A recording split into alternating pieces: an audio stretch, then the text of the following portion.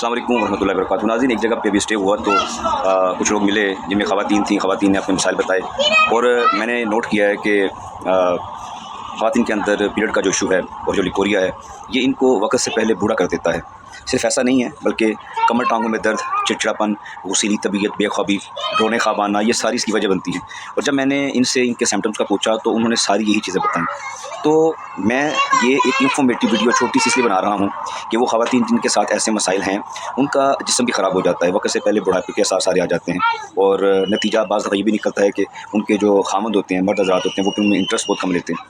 तो अगर किसी खातून को ये इश्यूज़ हैं तो वो ये लाजमी देखे कि कहीं उसको कब्ज़ तो नहीं है, उसका मैदा डिस्टर्ब तो नहीं है। कब्ज़ भी इसकी एक बहुत बड़ी वजह बनती है। इसके बाद ज़हन के ऊपर बुरी सोचें सवार रहना और इसकी दो चीज़ें बड़ी ये वजह होगी। तीसरी वजह होती है कि बहुत ज़्यादा कैफ़ीन का इस्तेमाल करना, चाय, फ्राइड वगैरह चीज़ों का इस्तेमाल करना। तो याद रखिए ये दोनों पहली वजूहात और ये लास्ट वाली तीसरी वजह, अगर ये चीज़ें आपकी ठीक हैं तो फिर आपको फ़ौरन ही इलाज करवाना चाहिए। और अगर आपके अंदर ये चीज़ें मौजूद हैं तो आप इन चीज़ों को ठीक करें, इंशाअल्लाह ताला आपका मसला हल हो जाएगा। बकाया मैं अपना नंबर स्क्रीन पर दे देता हूँ। पाकिस्तान से बाहर हमारी अहतियात मौजूद होती हैं।